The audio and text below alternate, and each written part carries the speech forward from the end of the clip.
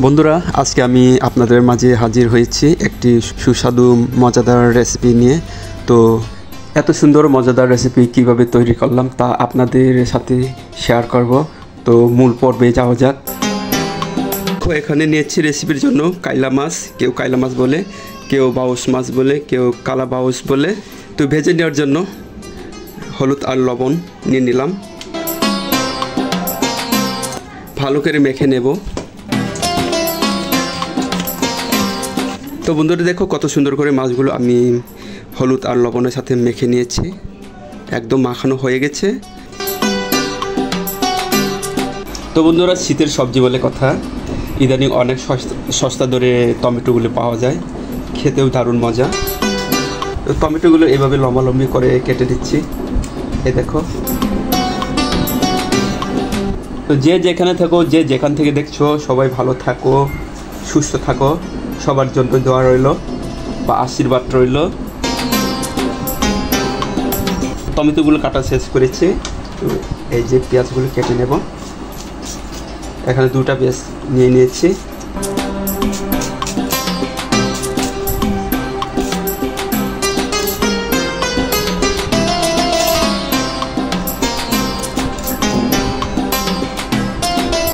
দেখো বন্ধুরা কত সুন্দর করে কেটে নিয়েছি টমেটো কুচি।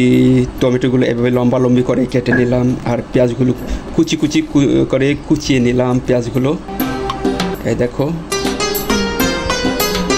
কত সুন্দর করে কেটে নিয়েছি। তো বন্ধুরা দেখো, মাছ ভাজার জন্য কড়াইটা চুলায় বসে দিলাম, অলরেডি গরম হয়ে আসছে। তো এ ফাঁকে তেলটা অ্যাড করে নিলাম। তেল একটু বেশি করে নিতে হবে, তো একটু বেশি করে নিয়ে নিলাম। তো অপেক্ষা করতে হবে যতক্ষণ পর্যন্ত তেলটা গরম না হয়ে আসছে। তো চুলার ভলিউমটা হালকা বাড়িয়ে দেব, এতে তেল তাড়াতাড়ি গরম হয়ে আসবে। তো বন্ধুরা দেখো, তেল একদম গরম করে দিয়েছে, মাছগুলো ভেজে নেব। মাছগুলো এক এক করে ভেজে নিচ্ছি। দেখো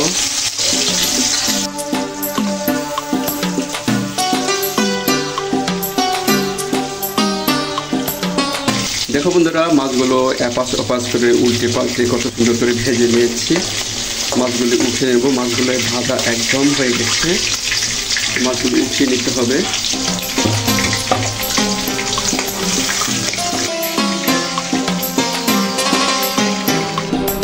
যেহেতু মাছগুলো ভাজা হয়ে গেছে, তো কুচিয়ে রাখা পেঁয়াজগুলো অ্যাড করে নেব।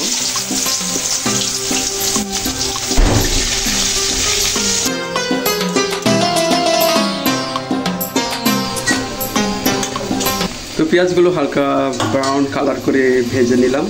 তারপর বাটা মশলাগুলো দিয়ে দেব। রসুন আর আদা বাটা, আদা আর রসুন বাটাগুলো অ্যাড করে নিচ্ছি।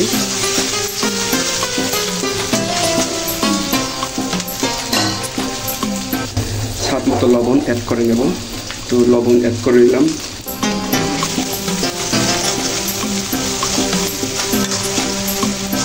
লবণ অ্যাড করার পরে দেখো মশলা থেকে একদম তেল ছেড়ে দিয়েছে। এরপর যোগ করে নেব হলুদ, এরপর যোগ করে নেব মাছের মশলা। যেহেতু মাছ রান্না করা হচ্ছে, তো সামান্য পরিমাণ পানি যোগ করে নিলাম।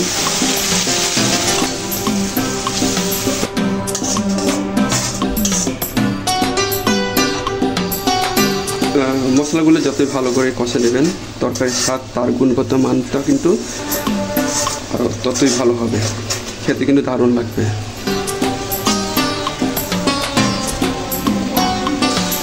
তো মশলাগুলো কষানো হয়ে এলে এরপর কাঁচা মরিচগুলো যোগ করে নেব। কাঁচা মরিচগুলো যোগ করে নিলাম। দেখো মশলা থেকে তেল একদম ছেড়ে দিয়েছে। এরপর কেটে রাখা টমেটো আর মটরশুঁটিগুলো অ্যাড করে দেব।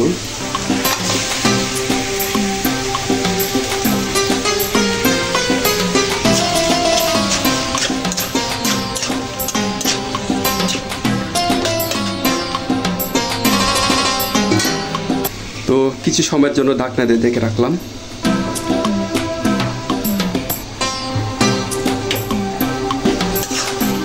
তো এইভাবে একটু পরপর নেড়ে ছেড়ে দিতে হবে, কড়াইয়ের তলায় যেন লেগে না যায়।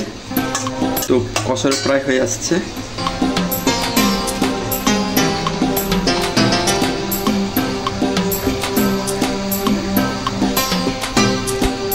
তো বন্ধুরা, মাঝখানে ভিডিওটা বন্ধ হয়ে গেছিলো, তো দেখাতে ভুলে গেছি।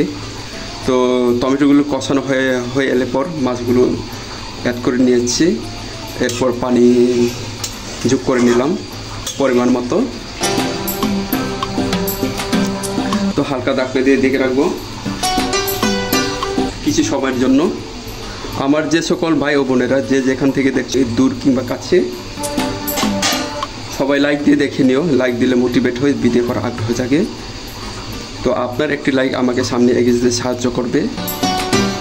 তো বন্ধুদের মাঝে শেয়ার করে দিও। আপনি যদি আমার এই চ্যানেলে নতুন হয়ে থাকেন, সাবস্ক্রাইব করে আমার পরিবারের পাশে থাকার জন্য অনুরোধ রইল। আর ইতিমধ্যে যারা আমার এই চ্যানেলে যুক্ত হয়েছেন, সবার প্রতি আমার প্রণাম রইল। তো সবাই ভালো থাকবেন, এইভাবেই থাকবো আমরা।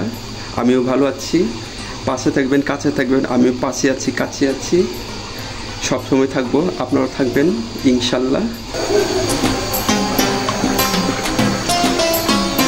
চেক করে দেখে দেব।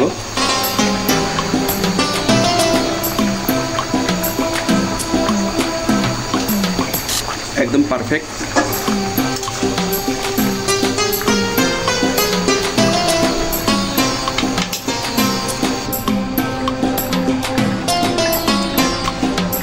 যেহেতু তরকারিটা হয়ে আসছে, এভাবে যে ধনে পাতাগুলো এভাবে ছড়িয়ে ছিটিয়ে দেবো। তো ফ্লেভারটা ভালো আসবে, খেতে কিন্তু দারুণ লাগবে। তো হালকা নেড়ে ছেড়ে দেবো। হালকা নেড়ে ছেড়ে দিয়ে তো ঢাকনা দিয়ে দেখে রাখতে হবে কিছু সময়ের জন্য, যেন ধনে পাতাটা একটু নরম হয়ে যায়। তো 1 মিনিট পর আবার চলে এলাম। একদম হয়ে গেছে। তো চুলাটা বন্ধ করে দেবো। চুলার ভলিউমটা বন্ধ করে দিলাম। তো পরিবেশন করার জন্য একদম রেডি। তো আজকে আমার এই রেসিপি যদি আপনাদের একান্তই ভালো লাগে, তো পরবর্তী রেসিপি দেখার জন্য সবাইকে আমন্ত্রণ রইল।